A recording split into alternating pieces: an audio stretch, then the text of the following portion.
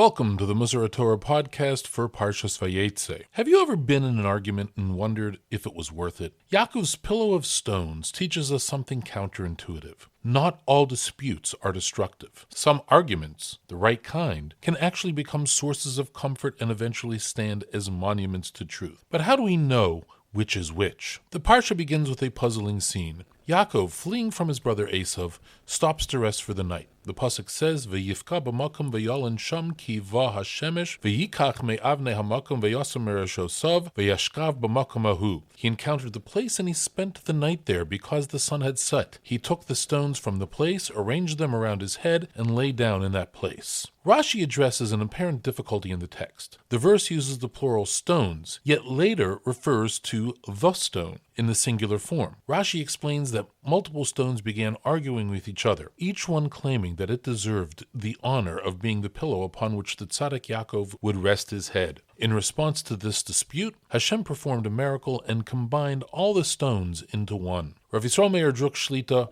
poses a penetrating question. If Hashem was already performing a miracle, changing the natural order to combine these stones, why stop there? Why not complete the miracle and transform these rocks into a comfortable pillow? One possible answer emerges from a well-known principle. Since the rocks were arguing with each other, fighting cannot result in something truly comfortable. Therefore, even though a miracle occurred, it couldn't be completed in the most optimal way. Nothing entirely good and comfortable comes from a machlokes, a dispute. There is a Midrash, however, that presents a different perspective. The Midrash explains that the phrase, "he took the stones of the place," indicates something remarkable. Even though Yaakov didn't have a pillow, mattress, or anything comfortable to rest his head on, he still slept comfortably. Hashem can make anything comfortable and transform a stone to be as soft as a pillow or a mattress. This leads Rav Druck to ask a follow-up question. If these stones became soft as a pillow, how could Yaakov have used them as a monument the next morning? As the Torah tells us, "V'yikach Yaakov es ha'even asher sam meroshosav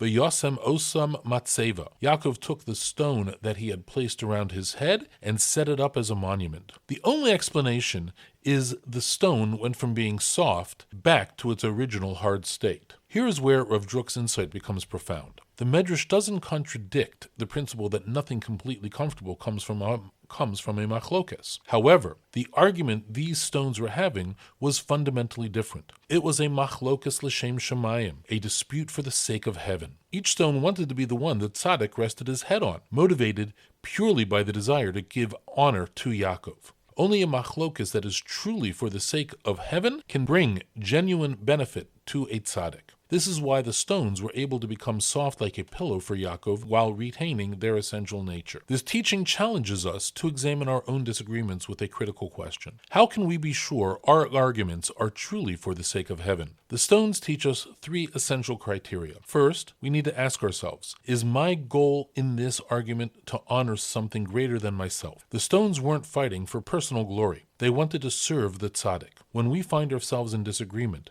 we must honestly assess whether we are defending a principle or defending our ego. Secondly, consider whether your dispute can transform without destroying. The stones became soft for Yaakov's comfort, but returned to their strength when needed. A genuine machlokes l'shem shamayim doesn't permanently damage relationships or institutions. It strengthens them. If your argument is leaving permanent destruction in its wake, it's not for the sake of heaven. Third, notice if your disagreement brings comfort to the righteous or distress to them. The stone's argument resulted in Yaakov sleeping peacefully. Arguments that are truly l'shem shamayim should ultimately bring peace and clarity to those seeking truth, even if they create temporary discomfort in the process of refinement. As we go through our week, let's remember the lesson of Yaakov's stones.